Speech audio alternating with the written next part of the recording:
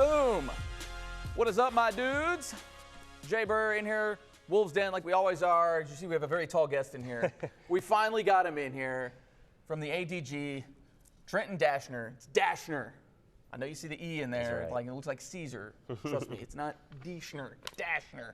There it is. Make sure you follow him there on the Twitter machine, all that good stuff here. We'll get your hot takes here in just a minute, my dude. But let's get into these highlights, if you will, here. Unfortunately, there was a game this past week. Right. Like we said last week, had to go in there, you had to handle your business, and, well, it was a tough scene out here. Now, early on, Lane Hatcher making some things work here. Look at that. And Brandon Bowling, he exists. Look at that. Gets the first score of the game. You think, okay, Arkansas State rolling it. And then you see later in the first quarter there, South Alabama. Now, they've been prone to this. They've been prone to make games like this a lot more interesting than they should. But unfortunately for Arkansas State here, Trotter just had him an absolute game. Desmond Trotter, remember the name there, because he's going to haunt your dreams here. Right there at the end of the first quarter, South Al takes the lead. Defense kind of doing what the defense does, bend but don't break. They give up a lot of yards. It's kind of been their calling card. Nothing doing there. Later on, this is actually the second half now. There was just nothing going on in that second quarter here. Blake Grupe doing what Blake Grupe does. He actually leads the Sun Belt. You see the little graphic there in field goal percentage. So how about a bounce back year from a guy there here? After that, here is the catch of the day. Omar Bayless doing Omar Bayless things. Tape is not lying there. Look at that. That was actually your ESPN top play of the night. So get some of that, Jim Nagy. Senior Bowl invite must have got lost in the mail. Now this one here, my goodness, Trotter just, man, what a catch in between the trees there. Now this has been a thing we've seen all year with the Red Wolves. The secondary kind of somehow always seems to get caught, and the quarterbacks seem to find that little window in them. It doesn't make sense to me. 27-17 at that point. Lane Hatcher, he could run too. Look at him there, getting things going. You had to think that that was the point here. Another touchdown for the Red Wolves later. Last drive here. Oh, no. Desmond Trotter. Goodness gracious. Or Tolbert, excuse me. Tolbert. Been getting his name. See, they're just haunting my dreams here even. Happened against Coastal Carolina, but had him back to him there, right there. And then the final there you saw, 34-30. Hatcher had a good day. 23 of 38, 342 yards, had 2 touchdowns, no picks. So, 90% of the time you see those kind of numbers, you think, hey, we had a great day here. But not so much here. Omar Bayless, you saw one of his catches there. He had 4 of them for 98 yards, had the nice touchdown. Kirk Merritt, 9 catches, no touchdowns, but 121 yards. The rushing attack has kind of just disappeared on this team. Only 95 yards in this one. You saw the one Lane Hatcher touchdown, but 39, that's like 2.4 yards per carry. Trent, we're going to get your hot take on that here in just a second. And then third down, it's not a bad day on third down. Pretty good on both sides of the ball there defensively. Unfortunately, 4 for 4 on fourth downs was South Alabama. You saw Trotter there. He was a quarterback. See, I'm getting all these guys confused because they're just in my head. 20 of 31, 279 yards. Had him a career day there. 4 touchdowns, had the 1 pick. And then the USAD, boy, they were really in Arkansas State's kitchen that night. 3 sacks, 6 times they got him in the backfield there, and then 6 QB hurries. So obviously, Lane Hatcher really not able to get comfortable back there. Total yards, again, almost a 500-yard performance by an Arkansas State opponent. You see the yards there for Arkansas State. Rushing, we saw ASU's numbers. Coastal Carolina. See, they've just got me all out of whack here. That's USA. They should be at 216 there. And then the passing attack, 342 yards again through the air, and then 279 there for South Al. So a pretty balanced attack there for the Jags. And I guess Trent, what do you even make of this? I mean, it was a 1-10 team, hadn't beaten an FBS team all year. Now we did preface this game with a lot of teams have gone into Mobile, and they've struggled a little bit. We saw Appalachian State kind of took them a while to get going. Georgia Southern had to go double OT. Arkansas State, they've been prone to start slow, but man, what on earth happened here? Well, yeah, Blake was warning everyone on Monday, like this is going to be a game where South Alabama plays its best of the year, and he was kind of really setting everyone up, right? Like that was going to happen, and it did end up happening, and it was really kind of trending that way. ASU had won 4 straight games, but 3 of those had been by a touchdown or less. Right. They were just scraping by the skin of their teeth. Yeah. A lot of those games could have gone either way, especially kind of Coastal Carolina late. Sure. And then South Alabama had been knocking on the door for a while. They had nearly beaten Georgia Southern, lost in double overtime, couldn't make a field goal to win it. Yeah. And then they also they were up on Louisiana Lafayette in the third quarter, and so they'd really been knocking on the door for weeks. And it was just kind of their time, right time, last game of the year. Final game at Ladd Peebles Stadium, kind of the perfect storm. And ASU really had nothing to play for, all things considered, outside of an 8-win regular season. So it's just kind of the perfect storm. They had the worst offense in the Sun Belt entering the game, averaging 17 points and 315 yards of offense, and they go in there and just kind of take A-State's defense to task, which has really not been a hard thing to accomplish this year. Yeah, I was about to say. Now, what did you actually notice out of that defense? Because it seems like everybody has a career day against this Arkansas State defense. Now, again, we've said this all year. They've been dealing with a lot of injuries, and especially to some of those guys up front, which obviously has changed the game here. But it's still even – you see balls getting dropped in. You saw the one touchdown in between three guys, and it's just, is it something schematic? Is it maybe a little bit of drop-off in talent? I mean, what's your hot take? Well, I don't think that the defense has had much of an answer all year, really, even with the schematic change that they made mid-season. And, Desmond Trotter and Jalen Tolbert were just a nightmare all night long. They connected on 4 touchdown passes. Yeah, I called him Desmond Trotter the whole game. I mean, that's kind of what it was. Trotter was the quarterback, and Tolbert was the receiver. And, just 4 touchdown connections between them all night. Jeremy Smith getting the guy behind him right there. Smith's been, he's had a difficult year sometimes in coverage. Their cornerback play hasn't been great. Their secondary play just across the board. They kind of lose guys a lot. They get beat a lot. And then, they're not able to, sometimes generate enough of a pass rush to get to quarterbacks, even though they have good sack numbers sometimes. They're able to force turnovers to keep the guys into the game. And they scored 13 unanswered in the fourth quarter to take the lead. But when the defense needs to stop at the very end, they can't get it, and then they go down and score. So it's just kind of been hit and miss with this defense this year. And they do have a lot of injuries, and they have a lot of guys banged up. Blake said, I talked to him yesterday, that a lot of those guys playing on defense yesterday were really banged up, or a few days back were all battling aches and pains. But, I mean, that can't be an excuse against a team that's has no wins in the Sun Belt. 1 in 10, the worst offense in the conference. Steve Campbell will haunt Arkansas State until he dies. Everybody remembers the big win when he was at UCA when they came up to Jones Boogie and knocked him off, and then the past couple of times, here we are. It just seems to be like South Al is just a thorn in the side of Arkansas State. No matter how good one team is or not, no matter how bad one team is or not, it just always is. It's just some sort of like mental thing, do you think? Or, I mean, obviously this season has been very different in a lot of different ways for this team. Right. I mean, every team kind of has that one team you feel like in conference play that they all always kind of struggle with. You see it kind of across leagues all the time. You see it with Michigan the past 8 years with Ohio State. Not to put that on that level at all, but every team kind of has that team that just always gives them struggles, and I think once again that this was just kind of the perfect storm a little bit. I thought A-State should have won the game. Really 10.5 favorites, man. Really no excuse not to win the game, but South Al, at the end of the day, they had, in my opinion, a little bit more to play for than A-State, and they played like it. Absolutely here. And now offensively too, this team will put up yards, but this running game has really struggled in the past couple of games, especially when we had Marcel Murray there for about a month stretch, just really getting things going. And then Jamal Jones was really a good complementary piece there. Now it just seems like this thing is just falling apart here. What have you noticed? What have the coaching staff said? Well, they did have a couple guys banged up on the offensive line in Friday's game, so I don't think that helped. Just the running game has been really just hit and miss kind of all year. Early in the season, it was struggling a lot, and then you saw second half, Marcel Murray, like you said, got it really going. He had 3 straight games of over 120 yards essentially.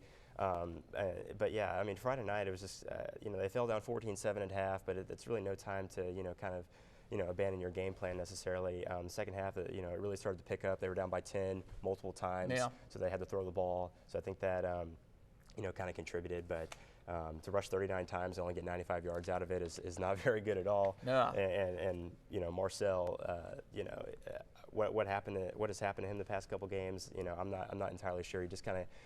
They seem to kind of abandon the run sometimes, and whereas past few games before that they had seemed more committed to the run.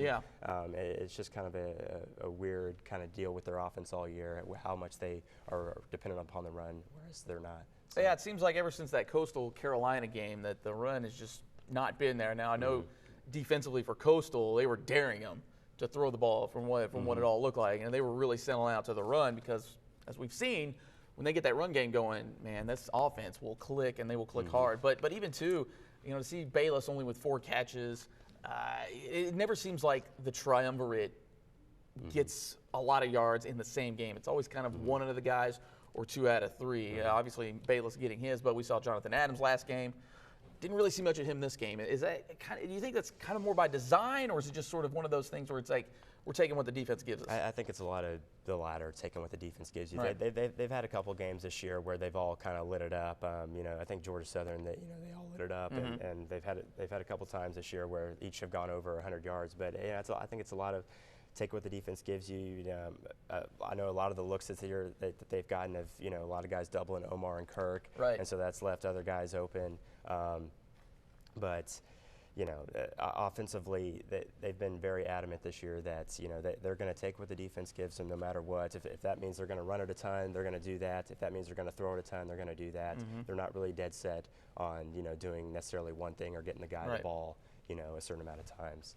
Now, I know we're getting ahead of ourselves here, but we get into next season already, and I'm jumping the gun here. But, I mean, I would think we've got a bona fide quarterback battle here. I mean, you hate to take a job away from a guy from injury purposes, but, I mean, Layne Hatcher has gone out there, and, I mean, really, for a freshman, people seem to freshman, I mean, has really played well. He doesn't make a lot of boneheaded mistakes like you see a lot of freshmen do. Tends to get a little errant at times, but all in all, he plays like a guy who's been doing this for 2-3 years. Right. I think Layne has certainly grown up a ton this year. Yeah. He's certainly, I think, built somewhat of a case heading into spring camp. He finished the year. This is a testament. He finished the year 3rd in the conference in passing in terms of yardage, and he missed the first 4 games because Logan Bonner was a starter. So that's impressive as it is. He was interception prone a lot. I think kind of cooled that down a little bit toward the end of the season. Yeah. I still feel like Logan Bonner is their answer at quarterback. His first 4 games were just lights out, and he wasn't turning the football over. He had 10 touchdowns to 1 pick in his first 4 games, and he does have a bigger arm than Layne, I feel. You saw Layne, a lot of those throws kind of early in the season, those deep down the field shot plays, a lot of underthrown balls. I think that's kind of been a bit of a theme this year as the season has progressed. Logan, he let that thing rip. He lets it fly, man. He lets it fly. I think he has a little bit better arm talent, and he's got obviously a lot more experience. I think he definitely should have the upper edge heading into spring, and I think he should be still the guy moving forward, and they should approach it like he is their guy. But beyond that, I mean, the future is bright with Layne Hatcher regardless. Sure is, and then plus they got a big-time commit here, but we'll talk about that, all that kind of stuff here in just a minute here. But before we get to next season, we got to get through this season. All right, so no opponent next week. Obviously, Ooh La La and App State battling it out again, part 2 for the Sun Belt Championship title. I guess before we get into some of the bowl projections here quickly, what do you make of that game? Because, I mean, Lafayette, man, they look a lot better than what they did last year. I think last year it seemed like a pretty slam dunk, like, App's going to win this thing. Now this year, I don't know. And we've seen some chinks in the armor of App, I think, here. Not to say that they're not a good team or anything, but I feel like this game is a little more balanced than maybe what it was last year. I absolutely agree. I mean, App has not played. They've been a little bit off. It seems like the second half of the year versus the first half of the year. They had the slip up against Georgia Southern. Right. Lafayette, I think, is a stronger team, although their past 2 games have been kind of rival games, though, man. The past 2 games have been a little bit of scare, but they've been able to win. Their defense is really good. Yeah. Obviously, and Billy Napier has got those guys playing at a high level. I think they're a very, very complete team, and I honestly think I'm picking Lafayette to beat App State. I think it feels rematch off of last year. Yeah. And I just think that they're a better overall team. They've shown they're a more complete team this year. As if there wasn't enough fire in the Arkansas State Twitter and things of that nature. if Lafayette goes in there and wins that thing, 11-2 on the year. My goodness, boy, they have really turned it up here the past couple years. All right, let's get into Arkansas State though. But I'm with you. Something about it. I'm gonna go with the upset. I hate to do that. I actually hate to pick both these teams, but I'm with you. I think Lafayette goes in there and does it. If they can set the tone early, also depending on the weather, because boom, boy, it gets weird up there. It was snowing already. No thanks. All right, let's get into some of these bowl projections here, because they're kind of all over the map there. You see ESPN has the Cure versus Liberty, also Lending Tree versus Central Michigan. That one's a little different there. Sporting News putting them in the Arizona Bowl versus Air Force. Terrible matchup, if you ask me, considering where this defense has been all year. CBS with them in the Camellia Bowl versus Western Michigan. CFN and 247 has them in the Camellia also, but versus Ohio. And then, if you just type in Banner Society, there you go. They pop up, and they have bowl projections. They've got them in the Cure versus Temple. So it seems to be kind of Cure v. Camellia for the most part. You'll still have some Arizona in there as well. I was really leaning Cure, but now I'm not totally convinced, and especially too now with this 7-5, and you kind of have a little bit of a logjam there with the two Georgia schools in terms of pecking order. Not that that matters because the Bulls pick whoever they want for the most part. What are you thinking? I personally don't see any reason not for the Cure Bowl to take Arkansas State, just considering, and it's been kind of just the obvious talking point for the past few weeks. Right. You talk to people around A-State, and they say, oh, the Cure Bowl. It makes sense. Considering what this team has gone through with the loss of Wendy Anderson earlier this year, and just kind of how that has impacted the team throughout this year, and Blake is. Obviously, that is something that whole message around that bowl game is something that is very close to his heart. And from talking to him yesterday, he said it'd be something that would have extra meaning, obviously, and have a greater impact on him. We saw what happened at Georgia earlier this year, and just the impact of that game and that environment that it had, and how emotional it was for them. I think it'd be a great thing, for the Cure Bowl and for both parties, to create kind of awareness and publicity around that game, and just to be able to just kind of promote that. Now in regards to that, I do know that Arkansas State didn't make a big Georgia type of deal. Now, obviously, granted, with Georgia it was a little bit of a grassroots movement there. But I know Blake didn't really want a lot of that hoopla because obviously they were going through a lot, especially at the time. Right. He may have softened his stance a little bit on that, but does that maybe play into a little maybe it's just it's been a lot. It's been a heck of a year. I mean, do you think that maybe it's one of those deals where it's like, man, if we could avoid that, that would be great, but it kind of works both ways. I think he's to your point, he's definitely been, this is not about me. He's made that very clear from day one. Right. But I think he would also think of it maybe from the perspective, what would Wendy want maybe. I think, and from talking with him yesterday, he has no preference from what he told me, but going to that game would certainly have a larger impact, just kind of on him emotionally. So where he is at, mentally on heading to that game, who entirely knows. But just from, just a bigger picture standpoint, A-State as a whole has been through a lot this year, and to finish the year off, at a game like that where all the proceeds go to breast cancer awareness, I think would be a cool thing for the program. So who knows what Blake feels privately, right? But just from the outsider's perspective, it seems like it'd be kind of a no-brainer, but we'll see. I guess we will see here soon enough here. Also, too, Camellia, kind of the hot one. Now I know the pecking order traditionally, and I know the conference has been known to change things up a little bit heading into this week here. It's always been New Orleans, then you've got the Lending Tree, I guess. Go Daddy still to us old-timers here. Right. And then the Camellia picks third, Cure fourth, Arizona's got the last pick. Normally, that's how that goes. And I guess what I'm trying to get at is with that log jam there, and with both teams being from Georgia, I mean, almost to a certain degree. Now, I know a lot of times they try to avoid rematches or teams going to the same bowl a couple years in a row, obviously, unless you're like the Sugar Bowl or something like that. Who cares? It seems like maybe Arizona would make the most sense because ticket selling standpoint, your Georgia teams are probably going to be, obviously they're closer to Orlando, things of that nature, a little easier to kind of fly in and fly out of some of that spot. I mean, kind of, what do you think of maybe the possibilities here? Well, I mean, obviously the Cure is kind of the real obvious layup here in terms of those, the outside storylines here, but when you kind of get into it, it's like, ugh. Yeah. I mean, at the end of the day, the biggest factors are going to be, TV ratings and revenue. And luckily, I'm not on any of the. Thankfully, I'm not on any of the bowl selection processes. But I mean, it's really hard to predict. Yeah. I mean, Arizona, they went there last year. So you don't necessarily know if they'll take them a second year in a row. Sure. Although it's not course, they would be last in the pecking order, Right. you would think. So it's almost Right. like, well, here you go. This It's is not- the team it's- you got. right. It's not in out of the theory. question. They were at the Camellia 2 years ago, so you never know. I've heard people say, you know, oh, they've been pounding the door for the Mobile Bowl, the Lending Tree Bowl. I just have a trouble seeing it. Whatever happens, I do. Yeah, and especially if Lafayette ends up losing Right. the championship game, because I would imagine whomever wins that goes to New Orleans. Right. And then either way, Lafayette, I would think either gets New Orleans or Mm-hmm. Mobile, considering, you know, their proximity and everything, and there's a lot of excitement. Whatever happens, I do hope their opponent becomes Liberty, because I think it would be. Doesn't matter who it is or what the connections are. I think it would be a fascinating matchup, and considering It really would, yeah. Hugh Freeze facing his former program, Oh, I man. think it'd be great storyline. Talk about storyline, and especially if it's there in that Cure Bowl, man, you want to talk about storylines amuck. Absolutely. Gee whiz. All right, so basketball too. Quickly, let's touch on it. We didn't get any highlights of this one, but took on Stephen F., that team that beat Duke this past week here. Took them on Saturday. Really good for a first half.